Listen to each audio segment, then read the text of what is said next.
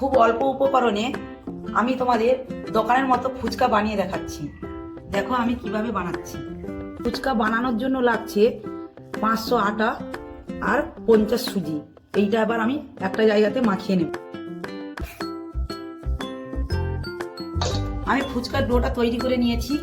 এবার আমি এটাকে ভিজে কাপড় দিয়ে 15 মিনিটের জন্য ঢেকে রাখবো। দেখো এটা আমি তেল দিয়ে বেলে নেবো রুটির আকারে এইভাবে।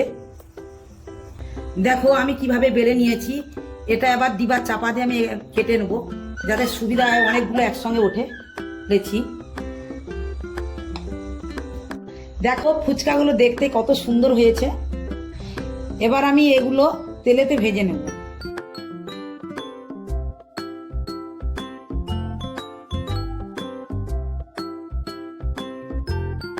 দেখো বন্ধুরা আমার সমস্ত ফুচকা ভাজা হয়ে গেছে। দেখো ফুচকাগুলো কেমন করে ফুলেছে, দেখো সব গোল গোল হয়ে ফুলেছে পুরো দোকানের মতো। এবার আমি ফুচকার জন্য আলু মাখাটা আর টক জলটা রেডি করব। আমি আলু মাখা ও টক জলের জন্য ফুচকার যে মশলাগুলো ব্যবহার করব সেই মশলা গোটাগুলো ভেজে নিচ্ছি। প্রথমে লঙ্কা ভেজে নিচ্ছি, গোটা ধনে, পানমৌরি গোটা আর জিরে গোটা ভেজে নিচ্ছি একসঙ্গে। দেখো আমি শিলেতে সব মশলাগুলো বেটে গুঁড়ো করে নিচ্ছি। ফুচকার জন্য আলুটা মাখিয়ে নেব।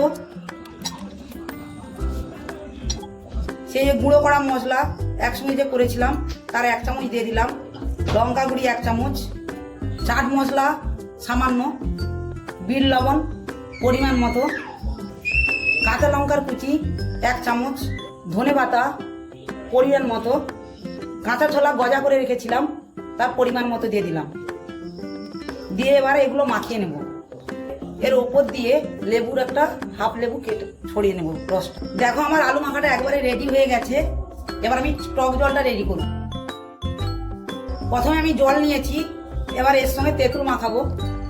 বিট লবণ পরিমাণ মতো, চাট মশলা হাফ চামচ দিয়ে দিলাম, সেই গুঁড়ো মশলা যে গুঁড়ো করেছিলাম তার 1 চামচ দিয়ে দিলাম, লঙ্কা গুঁড়ো করে রেখেছিলাম সেটা 1 চামচ দিয়ে দিলাম, ধনে পাতা কুচনো, পাতি লেবু দিয়ে দিচ্ছি 1 টুকরো রস। এবার পাতি লেবু কেটে রেখেছিলাম সেগুলো উপর থেকে দিয়ে দেবো। তো আমার টক জলও রেডি হয়ে গেছে।